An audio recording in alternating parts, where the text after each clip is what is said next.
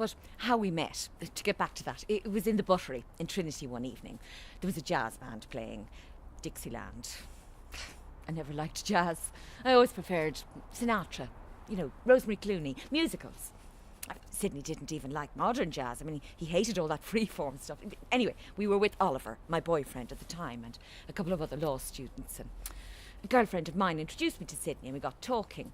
And I said I was studying law, and he started to talk about Latin and about how laws were written in Latin because it was unambiguous and clear. Clarity, you see.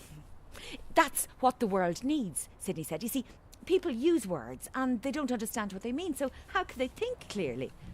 I couldn't agree with you more, I said. I've come across the same idea in Orwell. Who? Orwell.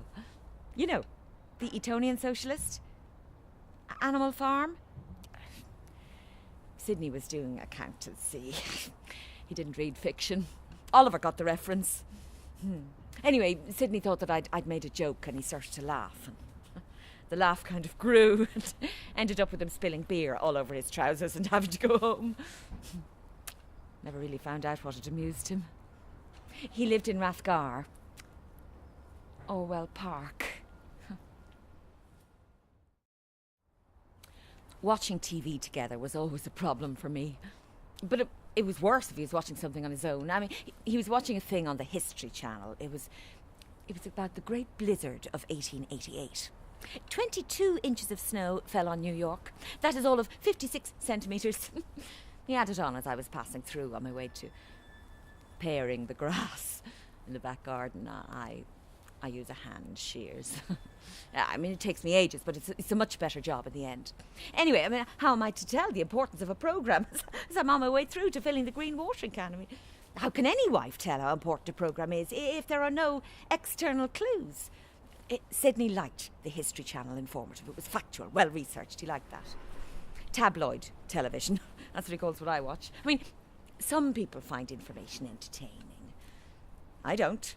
I find entertainment entertaining. Of course, the blood pressure got him in the end. Minor stroke followed by a major stroke. What a day that was.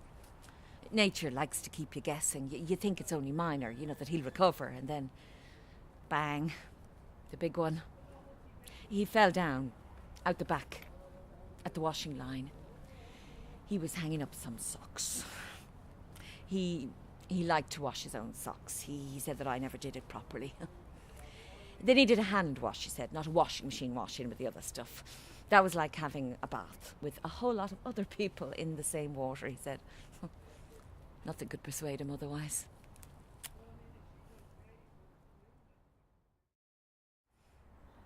You see, before Sidney died, I had come to the conclusion that I couldn't stand it any longer. All the constant complaints, the obsessions with security. And now, when he's dead, I'm left with the painful suspicions, knowledge of infidelity. I mean, was it just that he was unhappy when he was with me? Was he a different person when he was with her? I mean, did I know Sidney at all? You see, I had come to the point before all of this where I had decided I'd be better off without him. I mean, I wasn't going to spend the rest of my life worrying about his blood pressure. I mean, maybe I should just help him on his way. That didn't come out right. I didn't mean to kill him.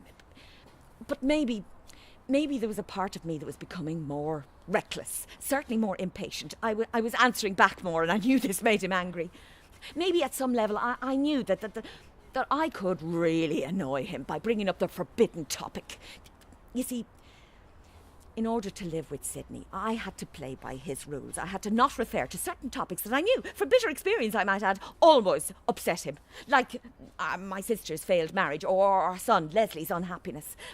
But the forbidden zone, the one place that I was never allowed to go, was to mention the man I almost married, Oliver. Oliver, my one happy romance. Oliver, the man that he persuaded me to abandon for him. I mean, maybe he simply felt that he'd won the debate. I mean, he wanted to possess me completely, to leave me with nothing of my own.